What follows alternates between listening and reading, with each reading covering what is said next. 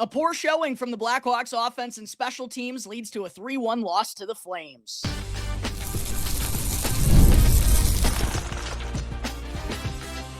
You're Locked On Blackhawks, your daily podcast on the Chicago Blackhawks, part of the Locked On Podcast Network, your team every day. What's going on, everyone? Welcome on in to another episode of Locked On Blackhawks, part of the Locked On Podcast Network, your number one sports podcasting network, where we bring you your team every day. I'm your host, Jack Bushman. On today's episode, I'll get into an unacceptable loss for the Blackhawks last night on home ice to the Calgary Flames, as well as how it happened. Then I'll get into part 2 of Deep Dive 4.0. And for segment 3, I'll also discuss 2 Ice Hogs selections for the 2026 AHL All-Star Classic. But first, I do have to give a quick shout out here to today's sponsor, which is FanDuel. Before tip-off, go and check the FanDuel app and see what's dropping during NBA Happy Hour every Friday from 6 to 7:30 p.m. Eastern Time. All right, happy Friday, Blackhawks fans. Hope everyone is having a great start to their weekend. Wish I had a little bit more excitement to kick things off, though, here on today's show. As I said during the intro, I thought it was a pretty unacceptable loss from the Blackhawks last night, and the reason I thought it was unacceptable is for many different reasons. First off, the Flames were the third worst team in all of hockey entering last night's matchup. They also were just 1-5-0 in their first 6 games of 2026. The Blackhawks, while they had dropped 2 of their prior 3, had definitely been the team that's been playing better so far to start off the new year. They also had been on the right end of the final outcome with 2 emphatic wins over Calgary earlier on in the season, 4-0 in the first meeting, then 5-2 the last time these 2 teams faced at the UC back on November 18th, which included Connor Bedard's second career NHL hat trick. Bedard also had at least 3 points in each of the first 2 matchups this year against the Flames. And for the Blackhawks offense to go and have the stinker that it did, especially late in the contest, couldn't really muster up a late game push whatsoever. I thought it was pretty unacceptable. The game got off to a very promising start, though, as captain Nick Foligno opened up the scoring and gave the Blackhawks a 1-0 lead for just the second time in their last 6 games. Nice little feed from Colton Dach to find Foligno in a soft spot of the zone right near the left dot, and then he absolutely ripped a shot past Devin Cooley's glove for a second goal of the season. Less than 3 minutes in the game, the Blackhawks had the crowd on tap at the United Center into it, even though it was one of their smaller crowds of the entire season. They had an opportunity to go and build off of that, and of course, scoring the first goal, as it is for most teams in this league, right, has been key for the Blackhawks in winning games. And for them to go and let that lead slip out of their grasp immediately, just 36 seconds after Nick Foligno's tally, was, again, pretty unacceptable. And for the special teams to plague the Blackhawks the way that they did in the opening 20 minutes was completely unacceptable as well. Now, I don't want to be too harsh on either the penalty kill or the power play, because for the greater part of the season, I mean, the special teams is really what's been driving the Blackhawks in their 4-game winning streak to open up 2026. That was definitely the case as well. But a really unfortunate time for the penalty kill to allow its first goal here of the new year, snapping a 16-for-16 stretch in the opening 7 games of the new year. It was Yegor Sharangovich just 10 seconds into Calgary's man advantage after Matt Grzelcyk was whistled for interference, I believe it was. Definitely was Grzelcyk in the box, though. Not 100% sure about the penalty. But it only took the Flames 10 seconds to go and knot up the score. And then to make matters worse, not only could the Blackhawks power play get nothing going on their first 2 opportunities in the first period, and in general in their 4 chances on the power play in this game, they were limited to just 1 shot on goal, and they had scored a power play tally in 6 of their past 8 games coming into this one. So it was really frustrating that not only could they get ever established in the offensive zone, the Flames really just shut it down in the neutral zone and was cutting off of a lot of their passes. And a prime example of that came on what wound up being the game-winning goal for Michael Backlund while Calgary was down a man. A poor decision from Connor Bedard, which head coach Jeff Blashill talked about during his post-game media session. Andre Burakovsky was kind of the one that everyone was throwing shade at because he was the one who was stripped by Backlund and committed the turnover, leading to that shorthanded breakaway. But it was really Connor Bedard's cross-ice pass while everyone was kind of muddied up there in the neutral zone that allowed for Backlund to close the distance so soon on Burakovsky. Didn't really have a whole lot of time to react. really nifty play there by Backlund, one of the best defensive forwards in all of hockey, to spring himself for that breakaway. And then I thought he made a really nifty move to get Spencer Knight down and out. That put the Flames ahead 2-1, and that ended up being the game-winning goal. The only tally that was scored,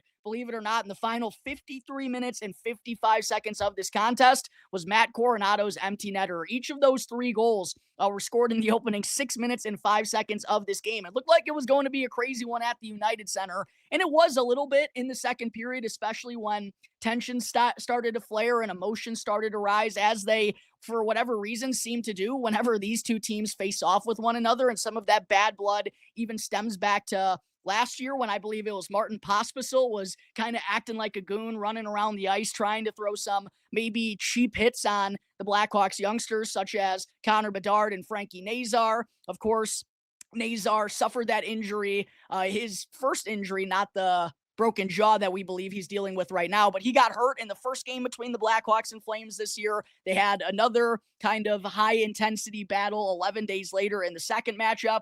And then it was kind of a calm opening 30 minutes to this game, but in the final half of the second period, there were a lot of skirmishes. Connor Murphy absolutely lays out Joel Farabee. Farabee wasn't happy about it and kind of forced Murphy to drop the gloves, which I really hate in the NHL, the amount of times where players want to go and fight someone for making a clean hit. Textbook clean hit from Connor Murphy at center ice. He actually said he knocked the wind out of himself there. Joel Farabee was kind of standing over him for a second. Love to see Murphy, even though he was a little bit banged up there from the contact, still courageously drop the gloves and then wind up giving it to Joel Farabee with a couple of good lefts before dragging him down to the ice for the takedown. And then literally like 20 seconds after that, Kevin Ball took a huge run at Oliver Moore. And this isn't the first time that Ollie's been crunched at center ice, I think.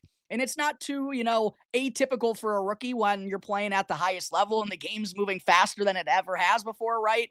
To kind of put yourself in those positions where you can be susceptible to a big time jolt from your opponent. Moore's done that a couple of times this year. And I believe one of them actually happened against the Calgary Flames. I believe, what's that? Man, there have been a couple of different skirmishes between these teams this year. I can't remember off the top of my head, but I feel like in the first meeting, Oliver Moore was taking a run at it. And I know Nick Foligno dropped the glove stepping in for one of the youngsters getting hit. I can't remember exactly if it was Oliver Moore. Regardless, he's got to do a better job of kind of having some awareness in those situations. He got absolutely smoked by Kevin Ball. Love to see Ryan Donato waste no time, though, dropping the gloves and going and jumping after Donato. And I don't mean to kind of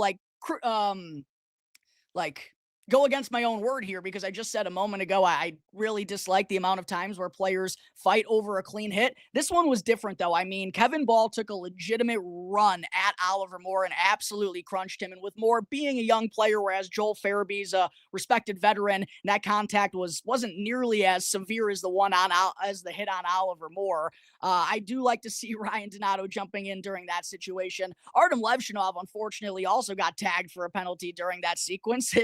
It looked like he got a little bit confused in the dog pile. There were just so many bodies around and kind of got into it with an official there for a second. But what I was really disappointed by, Blackhawks fans, getting back to the theme of the unacceptable loss last night against Calgary, I was really disappointed that the Blackhawks couldn't gear up and make a better push to go and tie this game up in the third period. And they had a pretty good late charge in their previous game on Monday against the Edmonton Oilers. It did wind up falling short, but weren't able to really make things interesting despite only trailing by one up until Coronado hit the empty netter with 1:01 left on the clock. And the Flames definitely do deserve some credit. I will say they looked like an actual NHL hockey team last night, I think, for the first time in the 3 meetings against the Blackhawks this year. They did a really good job of playing like Los Angeles Kings, Seattle Kraken style shutdown hockey in that third period, where almost similarly to what they did with the Blackhawks on the power play, they just forced them to dump the puck into the offensive zone. And when the Blackhawks, especially when they're without Frankie Nazar and Teuvo Teravainen, who I know I kind of dogged on yesterday during part 1 of Deep Dive 4.0, the one thing about Teravainen's game that really does benefit the Blackhawks, I do want to give him some credit here, is his skating ability. And without Nazar and without Teravainen, the Blackhawks last night, it felt like they didn't have the speed to get through the traps that the Flames were setting at center ice and weren't ever able to enter the offensive zone and kind of get things set up. The Blackhawks only recorded 5 shots on goal in the third period last night. They really didn't have any desperation whatsoever, and they also went without a single high danger scoring chance in all situations in the final 20 minutes, which, yeah, I'm giving the Flames credit, but come on, let's call a spade here. This is one of the worst teams in all of hockey, and for the Blackhawks to get nothing going whatsoever, I mean, they didn't even really sniff the game-tying goal in the third period. Again, to me, that was absolutely unacceptable, and personally, I would have liked to see Blashill kind of utilize the players in the forward group who do have speed a little bit more frequently, like Connor Bedard, Andre Burakovsky have to be playing with someone else who can play with some pace. And Ryan Green, he can move all right, but just not someone who's going to create one-on-one all that much offensively. And I feel like Oliver Moore and Nick Lardis, who skated with Ryan Donato, by the way, for the first time with Teravainen out last night, I was really interested to see how that third line fared.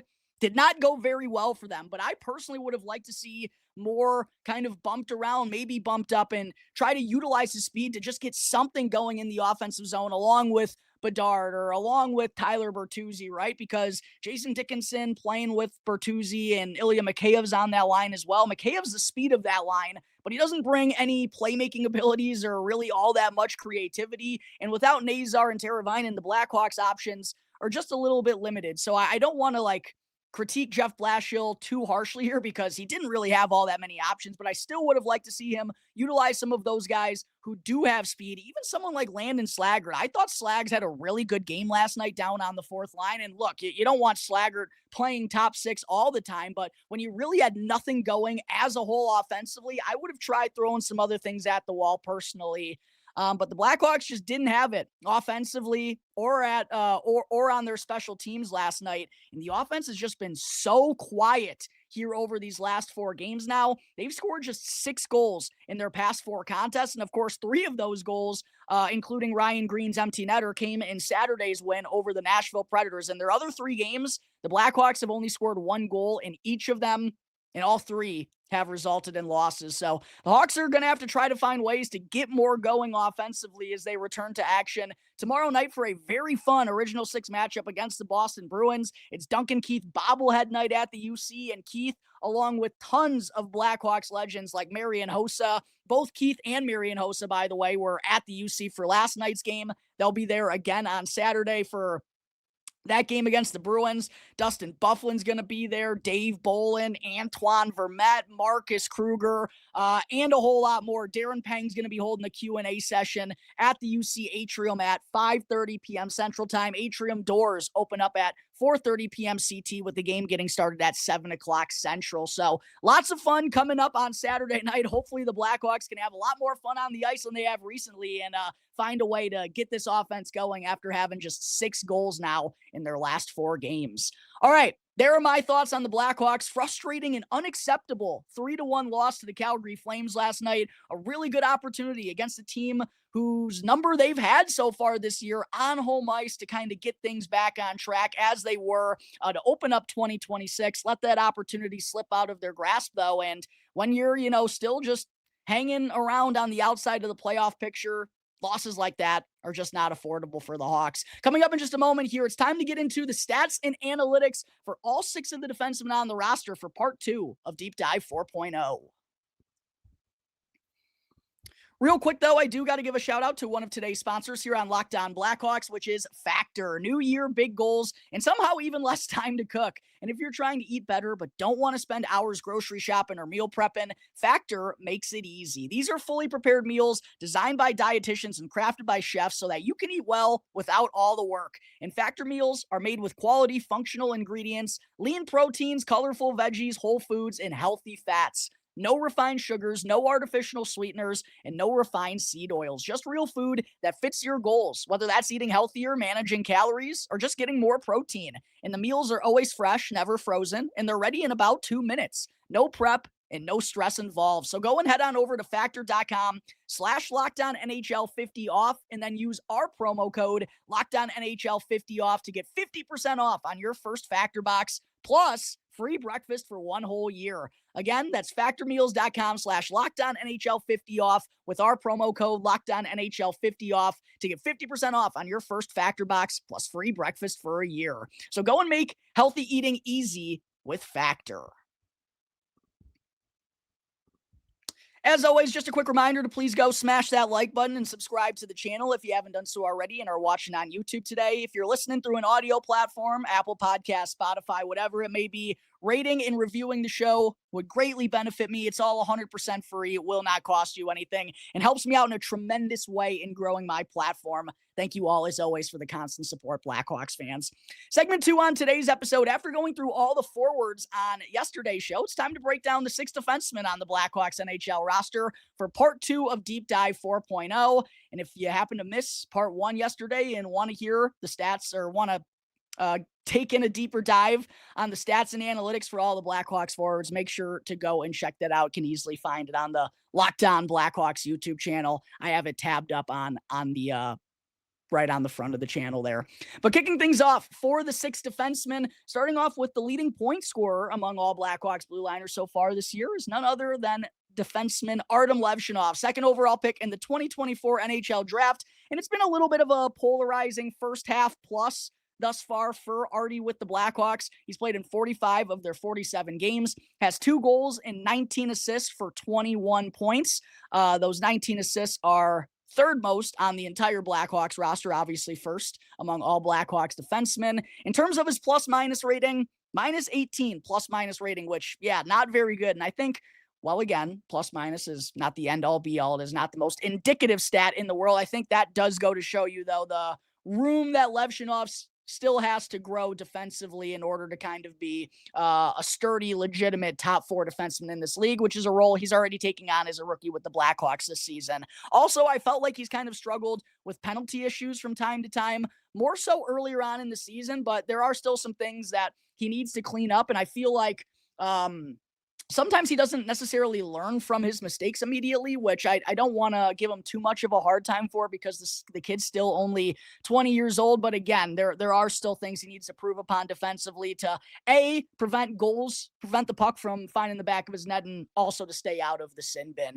As far as Levshunov's production has gone, 11 of his 21 points so far this season have come on the power play. And in general, not a ton of his assists have been primary apples. And I do feel like he's definitely been the most effective he's been the most effective defenseman for the Blackhawks in the offensive zone. He knows how to move around really well. His pirouettes are really solid. His puck control and his knowledge on how to use his size to his advantage to kind of keep a defender from stripping him while they're draped all over him. That's what's really impressed me with Artem Levshunov, and just his overall recognition in the offensive zone and being engaged and being active. He does that better than any other defenseman on the Blackhawks roster already at 20 years of age. However, there still hasn't been a lot of production coming from him where he's been the driver of player, the one that's setting it up necessarily. And I feel like as he continues to get confident and gains more experience, we're going to see that more and more from Levshunov, because you see the flashes, you see the skill, you see some of these shifts where he just makes an unbelievable move that you're like, okay, that's why he was taken second overall.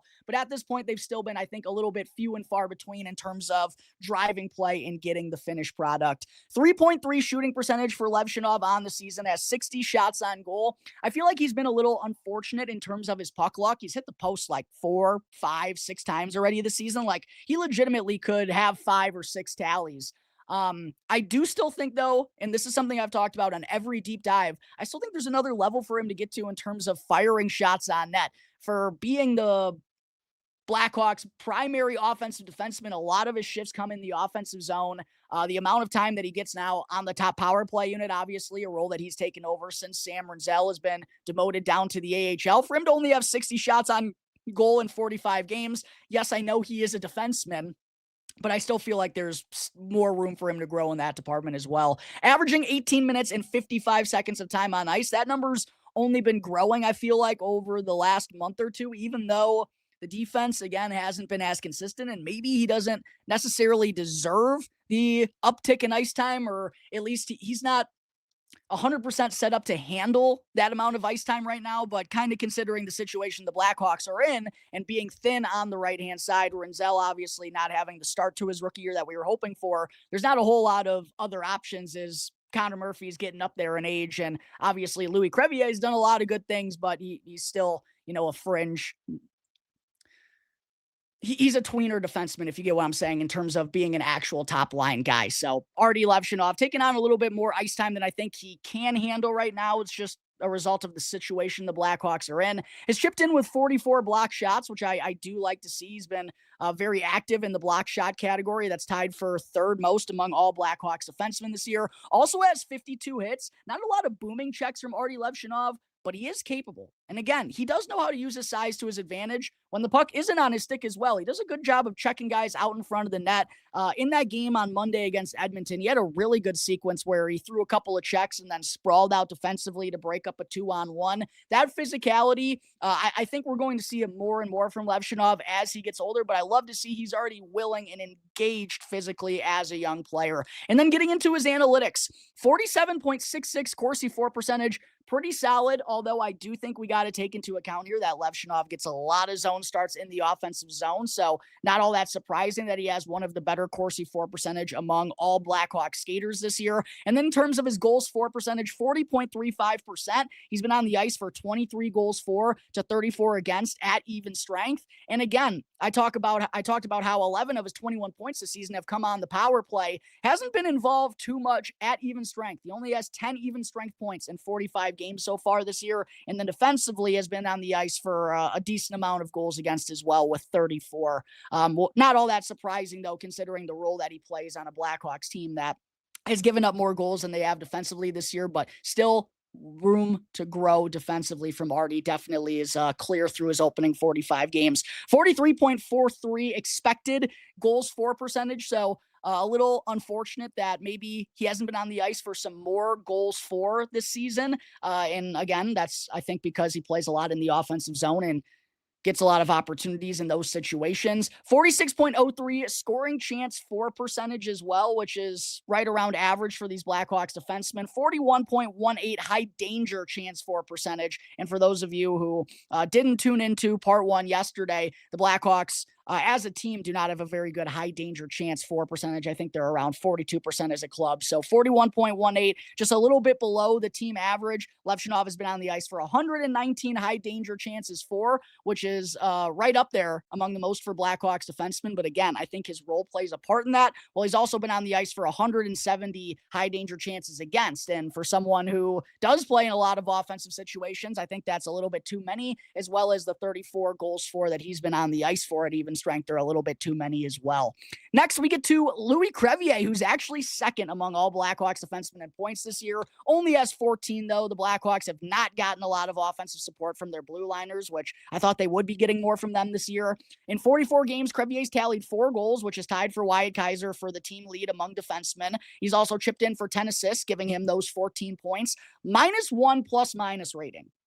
And I think that's a really impressive metric for Louis Crevier, who, on the opposite side of Artie Levshinov, gets a ton of starts in the defensive zone. And for him to only have a -1 plus-minus rating, I think goes to show the good, quiet work that Louis Crevier has done here in his first full season as an NHLer. And none of his points, 0 of his 14 points, have come from the even strength variety, or have come on the man advantage, 12 of his 14 points have come from the even strength variety. He also has 1 shorthanded goal and 1 shorthanded assist. So he has more even strength points than Artem Levshinov does this year, despite being a defensive-minded defenseman who plays a lot in defensive situations. Really impressive stuff from Louis Crevier. Also has a 6.1 shooting percentage, which compared to the rest of the Blackhawks defensemen is pretty darn good, and 66 shots on goal. Again, more than Artie Levshinov has. And Louis Crevier doesn't play on the Blackhawks power play, doesn't get a whole lot of opportunities in the offensive zone, but I've given him credit every single time I've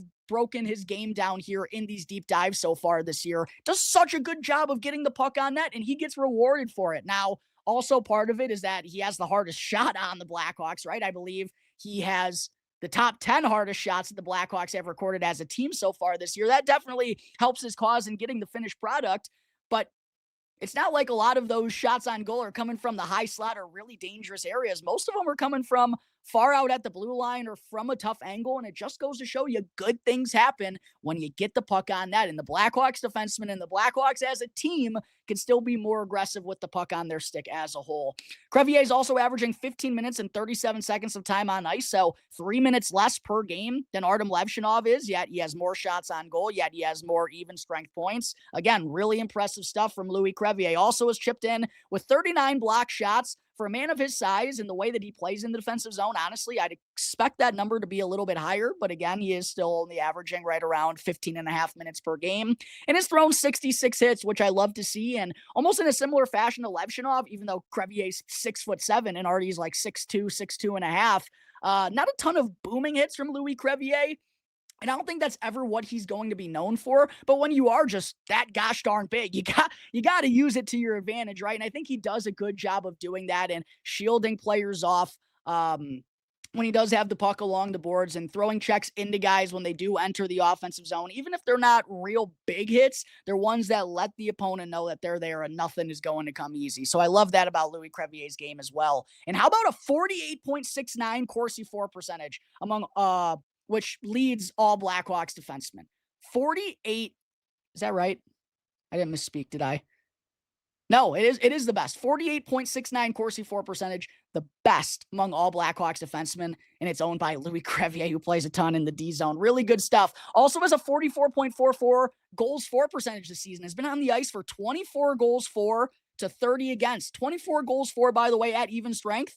More than Artem Levshinov has been on the ice for. Then he has a 46.19 expected goals for percentage. So expected to even have maybe a little bit more or have an even better share of the goals for percentage at even strength.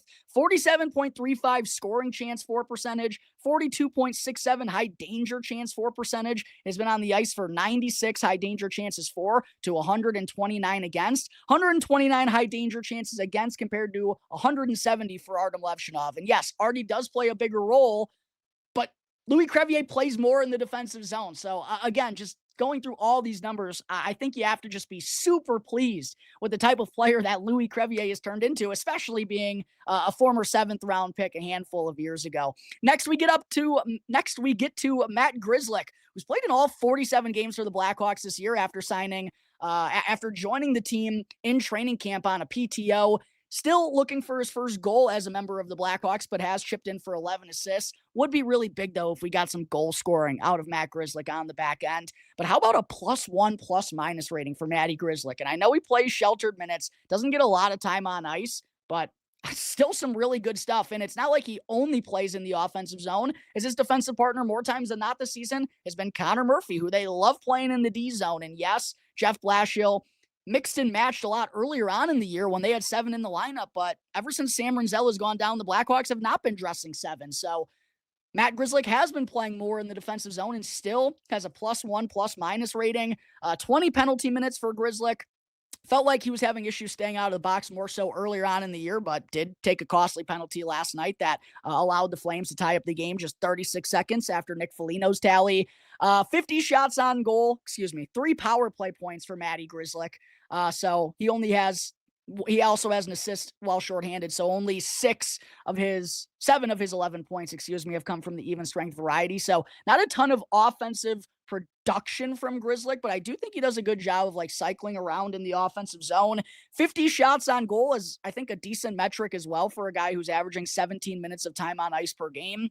36 block shots for Grzelcyk. Not a ton there, but steps in front of him every now and then. 22 hits. Not really the strength of his game as an undersized defenseman. Love seeing him throw him every now and then, though. And then getting into the analytics for Grzelcyk. Like Louis Crevier, some of the better numbers here among all Blackhawks blue liners. 48.59 Corsi for percentage. Really solid stuff there from Grzelcyk. But how about a 52.31 goals for percentage? Best among all Blackhawks defensemen. The only Blackhawks defenseman and one of 3 players total on the Blackhawks who have been on the ice for more goals for to goals against at even strength. 34 goals for to 31 goals against for Matt Grzelcyk. And again, I do think part of that was him being sheltered as an offensive defenseman when the Hawks were dressing 7 earlier on in the year. But like I just said, that hasn't been the case for the last 3 weeks to a month now. And for him to still be on the right side of that marker, I think is really good stuff. 46.92 expected goals for percentage. So maybe some puck luck has benefited Grzelcyk a little bit out there. And again, he hasn't been like a primary play driver for that production for those 34 goals that he's been on the ice for, but regardless, still doing his part and has been a really sound analytical defenseman throughout his career. 46.17 scoring chance for percentage, which is a pretty solid metric. 43.39 high danger chance for percentage as well, I believe is the best among all Blackhawks defensemen. He's been on the ice for 128 high danger chances for to 167 against. Next, we get to Wyatt Kaiser, who also, like Grzelcyk, has played in all 47 games played. He has 4 goals, tied with Crevier for the team lead, and has chipped in for 6 assists for 10 points. Quite honestly, I'm still a little bit disappointed, though, by the lack of Kaiser's offensive contributions. And listen, don't get it twisted. I do still think with his two-way play, Kaiser's been the most impactful defenseman on the Blackhawks roster this year. The analytics will tell you that Matt Grzelcyk's been the Blackhawks best defenseman, but that's why, as I always say, analytics are not the end-all be-all. If you've watched the Blackhawks this year, then you know Matt Grzelcyk, who has 11 assists in 47 games, has not been their best defenseman. And Wyatt Kaiser, even though he only has 10 points in 47 games, and I was just kind of knocking the lack of offense that he's given because I do still feel like he could be doing more, even as someone who doesn't play a lot on the power play. I still think the way that he can kind of give you a little bit of everything in a Swiss Army knife type of player who can be solid defensively, can use his wheels to join in on the rush. That's the part that I've been a little disappointed with out of Kaiser. Haven't seen that enough from him so far this year, getting involved in transition, but can also lay some big hits in the defensive zone every now and then, can play on the penalty kill. Like, this guy's a chameleon. He can give you whatever you need him to. Just would like to see him be more involved offensively. The goal scoring has definitely picked up here over the last month or so, but I still think there's another level for him to go in terms of the playmaking and help drive play and getting involved in the rush. -3 rating for Kaiser. I think that's really solid considering his defensive partner, Artem Levshunov, who he's played with for a majority of the season, has a -18 plus-minus rating. Kaiser's been a lot better on the defensive side of things. And Kaiser also has no power play points. So that is one thing I do want to give him credit for. He has the same amount of even strength production that Artem Levshunov does this year. But again, I still think there's another level for him to get to altogether. And part of that is he only has 48 shots on goal in 47 games played. Wyatt Kaiser, he averages 19 minutes and 19 seconds of time on ice. And I know he doesn't get opportunities on the man advantage, but I still feel like he needs to take a page out of Louis Crevier's playbook a little bit more. He's shooting 8.3%, which again, compared to the rest of the defensemen, is pretty gosh darn solid, but I still think there's another level for him to get to. 44 block shots for Kaiser, pretty solid number there, 28 hits. Not someone who throws hits very frequently, but when he does, he can sneaky catch you and throw you down to the ice. And then in terms of his analytics, 46.88 Corsi for percentage, pretty solid for a guy who, already plays a lot in the offensive zone. They trust Kaiser defensively, so he does get a little bit more defensive zone time. I thought that was a pretty solid number, and has also been on the ice for 29 goals for to 34 against. Pretty solid metric there. 44.48 expected goals for percentage, so a little bit lower than what his actual goals for are, but that's kind of the case for most of the Blackhawks defensemen and skaters in general. And then a 45.21 scoring chance for percentage metric, which I think is fine. 42.01 high danger chance for percentage metric. That's the number that I would probably like to see improve a little bit more out of Kaiser, because again, I think he has the ability to help create high danger chances from the back end for the Blackhawks to help narrow that gap a little bit more. Next, we get to Alex Vlasic. 2 defensemen left. Vlasic has 2 goals, 8 assists, and 10 points, tied for Kaiser on the season. -14 plus-minus rating. And I do think part of that is just a natural result of Vlasic's role as a top pairing defensive defenseman for this team. However, as I've said on most of these deep dives, I still feel like he hasn't been as stout as we'd want him to be as kind of the elder statesman of the young Blackhawks blue liners, right? The one who has the most experience as a potential future puzzle piece. Don't even want to call him a potential future puzzle piece. He's already locked in with that contract. I just expect a little bit more out of Alex Vlasic. Let me know in the comment section if you feel the same way. 4.4 shooting percentage on the season, 45 shots on goal. I know he's never known for his offense, but when you're 6'7", the least you could do is have an absolute clapper. And I feel like A, Vlasic doesn't really have a ton of power on his slap shot, and B, he doesn't really do a good job of getting pucks on net, especially as someone who averages 20 minutes and 54 seconds of time on ice, leading all defensemen. And I know a lot of that comes in the D zone, but I still feel there are more opportunities for Vlasic to be firing the puck on cage. 68 block shots. Love that out of Vlasic, tied with Connor Murphy, who I'll get to here in just a second, for the most among all Blackhawks defensemen. Another stat I always bring up for Vlasic, he only has 17 hits. And it's kind of in a similar fashion to Louis Crevier. Like, I'm not asking you to throw big booming checks out there, but when you have that size, I would like to see you be a little bit more rugged. And I think that's part of it for Alex Vlasic. I think he's got to get a little bit more rugged and a little bit more mean out there in general. That's kind of the next development I'd like to see in his game. 47.42 Corsi for percentage, though, I think is really solid for the role that Alex Vlasic plays. Did not expect it to be so close to the 50% marker. However, he does have the worst goals for percentage among all Blackhawks defensemen, as he's been on the ice for 39 goals against to 25 for. And again, I think some of that is just natural for him playing a third of the game, but I do still feel like altogether he's been on the ice for too many goals against. 45.72 expected goals for percentage, though, I think kind of goes to show you that maybe Vlasic has been a little bit unfortunate to be on the ice for so many goals against this season, and does have a 47.43 scoring chance for percentage, which again, for his role, I think is really solid, as well as a 43.3 high danger chance for percentage, which is barely lower than Matt Grzelcyk. So good stuff there out of Alex Vlasic in terms of the metrics. 126 high danger chances for to 165 against, which is a lower number of high danger chances than he's been on the ice for compared to Artem Levshinov, who again plays a lot in the offensive zone. And then last but certainly not least, we got Connor Murphy, who as a grizzled veteran has played in all 47 games for the Blackhawks this year. Kind of has a role that, won't get a lot of credit. And I know some Blackhawks fans are ready to move on from Connor Murphy. And yeah, the time is coming, but he's one of those guys that will never get the credit that he truly deserves. And I think last night was kind of an example of that, dropping the gloves with Joel Farabee when he really didn't want to. And Connor Murphy isn't a fighter, even though he is a more physical, big defensive defenseman. He's not a super aggressive defenseman. I think you can almost just kind of tell when talking with the guy. I don't even mean this in like a bad way. He's just like a good human being. Like, he's just a nice dude. I don't really think Connor Murphy carries that mean streak. So when he is someone who does get challenged to fight or steps in to fight on behalf of some of his teammates, he deserves a lot of respect and credit for that, because I don't think it's something that comes natural to Connor Murphy. And obviously, as someone who hasn't played in the Stanley Cup playoffs for his entire career or his entire time here in Chicago, it hasn't been easy, I'm sure, for him, but as someone who comes and brings and puts in the work day in and day out, and for him to have played in all 47 games so far this year when he's been banged up a lot in his tenure as a Blackhawk, I think deserves a lot of credit for Connor Murphy. In his 47 games played, he's tallied 1 goal and 7 assists for 8 points. Not known for his offensive contributions at this stage of his career, though. Never has really been known for his offensive contributions. -2 plus-minus rating. For a guy who plays a ton in the defensive zone, I thought that was a pretty sound number.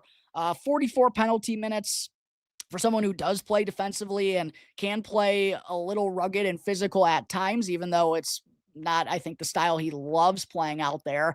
Not going to knock him too harshly for those penalties. I don't think too many have been all that terrible. 2.4 shooting percentage out of Connor Murphy. 41 shots on goal, though, which, again, what does Alex Vlasic have? He's got 45 shots.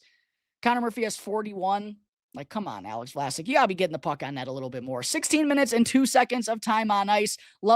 Second lowest among all Blackhawks defensemen, behind only Louis Crevier. Tied with Alex Vlasic for the team lead in blocks. Love the selflessness that Murphy always plays with. Also has chipped in for 48 hits, which is needed for the Blackhawks, because outside of Doc and Crevier and Foligno, who's only played in half the games this year, they just don't have a lot of physicality.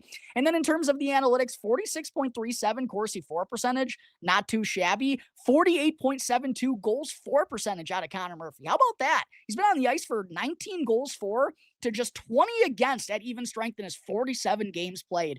Really impressive, and I feel like that's something that's kind of gone under the radar for us Blackhawks fans. Murphy has not been on the ice for a lot of goals against at 5-on-5 play. Also has a 46.59 expected goals for percentage, so right around his actual goals for percentage. 45.95 scoring chance percentages fine. And he has an even better metric in terms of the high danger chances, 46.74, but on the ice for 86 high danger chances for to only 98 against. And again, for someone who plays so often in his own end, I thought that was really solid. So quite honestly, these Blackhawks blue liners didn't have as bad of metrics as I thought they were going to have. Artie Levshinov, not exactly the best on the defensive side of things. Alex Vlasic probably has been on the ice for a couple of goals too many. I do still think there's another level for Wyatt to get to offensively, but altogether, especially for the youth on the Blackhawks blue line, and I know there hasn't been a ton of consistency in the defensive zone, but I think the Blackhawks blue line, it's been all right for the most part this season. And the young players and Matt Grzelcyk stepping up on the third pairing has been a pleasant surprise as well. Louis Crevier's ascension has been very impressive. Wyatt Kaiser giving us a little bit of everything. Hope you all enjoyed part 2 here of Deep Dive 4.0, going through the stats and analytics for all the Blackhawks defensemen. We'll be having Deep Dive 5.0 coming up here in just a couple of weeks with the busy January schedule that the Blackhawks have. Coming up in just a moment, before I close out today's episode, still have to get into a quick update on the Ice Hogs AHL All-Stars. Real quick, though, I got to talk to you all about another sponsor here today on Locked On Blackhawks, which is Quo. New year, new systems. This is the time when a lot of us look at the messier parts of how we run our business and think there has to be a better way. And there is. Streamlining your communications is one of the quickest upgrades that you can make. And that's why today's episode is brought to you by Quo, spelled Quo, the smarter way to run your business communications. Because when your team is reachable, organized, and communicating in one place, you're not just working cleaner, you're creating more opportunities to connect with customers. And it works right from your phone or your computer, and you can even keep your existing cell phone number. It's no surprise Quo is the #1 rated business phone system on G2, trusted by more than 90,000 businesses, from solo operators to growing teams. So go and make this the year where no opportunity and no customer slips away. Go and try Quo for free. Plus, you'll get 20% off on your first 6 months when you go to quo.com/LockedOnNHL. Again, that's quo.com/LockedOnNHL. Quo, no missed calls and no missed customers. Thank you all, as always, for making Locked On Blackhawks your very first listen here to start off your day. Segment 3, before I wrap up today's episode, wanted to be sure to talk for just a brief moment about Kevin Korchinski and Nick Lardis being named the Ice Hogs 2 hometown representatives for the 2026 AHL All-Star Classic, which, for those of you who don't know or may have forgotten, this year's AHL All-Star game will be held at the BMO Center in Rockford, Illinois on February 10th and February 11th, which of course is when the Blackhawks, as well as the other 31 NHL clubs, will be in the midst of the Olympic break. So the skills competition will be on February 10th. Then the actual All-Star game itself will be the following night on the 11th, both at 7 p.m. Central Time, I believe. But if anyone in the Chicagoland area is wanting to go and check out Nicky Lardis, potentially Kevin Korchinski in action, as well as the top players in the American Hockey League, not too far of a drive. But first, for Korchinski, this is the second year in a row in which he's been named an AHL All-Star. He was actually the All-Star Game MVP last year. I'm sure some of you remember, as he recorded a goal, added 3 assists, and then also had a shootout tally to help the Central Division win the entire event. And that's how the AHL breaks this down, is the 4 divisions in the AHL. They'll be facing off against one another in a round-robin style format on February 11th for the All-Star game. But it's been a really strong year for Kevin Korchinski down in the AHL, right? As a 21-year-old, leads all Ice Hogs defensemen in points with 19, 2 goals, and 17 assists. Also, I believe, leads the entire team, not just defensemen, in power play production on the season, and has been much more involved offensively. We've seen the growth on the offensive side of things that you want to see from Korchinski year by year. And then, of course, made his first 2 NHL appearances of the season last weekend for the Blackhawks. Didn't go all that great, but again, I think, as I kind of mentioned when recapping it, I do think a lot goes into it. The quick turnaround, not even having a single practice day to kind of get some chemistry or just know exactly how your D partner wants to go about things. The last time he skated with all of these guys was back in September during training camp, right? And was obviously recalled from the AHL the same day. Then the Blackhawks had to play twice in as many nights. Like, it was just a real quick turnaround for Kevin Korchinski, and didn't go all that well defensively. Was on the ice for 3 goals against in that ugly loss to the Washington Capitals last Friday night. Did bounce back and have a better performance, I thought, on Saturday, as it starts to like hail outside my bedroom right now. Did pick up an assist in that 3-0 win over the Nashville Predators on Saturday. Still wasn't all that great defensively, but I would like to see Kevin Korchinski get a greater sample size back up in the NHL with the Hawks in the second half, which will likely be coming after Matt Grizzly gets traded. But excited to see Kevin Korchinski in the All-Star game for a second consecutive year, and Nick Lardis could potentially be joining him. Of course, had a fire start to his professional career in his opening 24 games as a member of the Ice Hogs, tallying 13 goals and 13 assists for 26 points. At that time, was the leading point scorer among AHL rookies. Ended up getting rewarded for his strong start with his first NHL call-up by the Blackhawks once Connor Bedard went down, and has remained up in the NHL with Chicago ever since, and now has 5 points, 4 goals, and 1 assist in his opening 16 NHL contests. Lardis would have to be replaced on the AHL All-Star Game roster should the Blackhawks keep him up in the NHL. However, like I mentioned, this AHL All-Star Classic will be happening when the NHL players are over in the Olympics. There will not be any NHL games going on, and there will be AHL action going on. And I just feel like with Nicky Lardis still being only 20 years old, you want to give him as much experience as possible. And you can also allow him to go play in the AHL All-Star Game by reassigning him down to Rockford before the NHL rosters lock up for the Olympic break. I do think that's the more likely situation for the Blackhawks. And I don't think it'll be like a reflection of where Lardis is. I think he's proved that he belongs in the NHL right now. It's just with the Blackhawks having nearly a month off and you want to allow him to go and play in this All-Star game. I'm expecting the Blackhawks to send Lardis back to the AHL for him to go and participate in this event. But congratulations go out to Kevin Korchinski for being a second-time AHL All-Star, for Nicky Lardis being an AHL All-Star in his first year of professional hockey. Gonna do my best to get over to the BMO Center and maybe get credentialed for the AHL All-Star Classic, which would be a lot of fun. Maybe we'll see a member of the Rockford Ice Hogs come home with the All-Star Game MVP for a second consecutive year. That's going to take care of today's episode of Locked On Blackhawks, though. As always, thank you all again for joining me on the show. Make sure to subscribe to the channel and follow Locked On Blackhawks for free as well, wherever you may be listening to your podcast. That way you don't miss out on the latest episode as soon as it becomes available. I'm your host, Jack Bushman. Give me a follow on X at JackBushman2, and make sure to check out my strictly Blackhawks account at Talkin' Hockey for all the latest Blackhawks news and updates. Until tomorrow's episode, everyone, and yes, I will be having an episode dropping tomorrow previewing that matchup with the Boston Bruins. We'll see if Teuvo Teravainen is able to return to the lineup, but until then, everyone, have a safe and fun Friday night. I'll see you next time on the Locked On Blackhawks podcast, part of the Locked On Podcast Network, your team every day.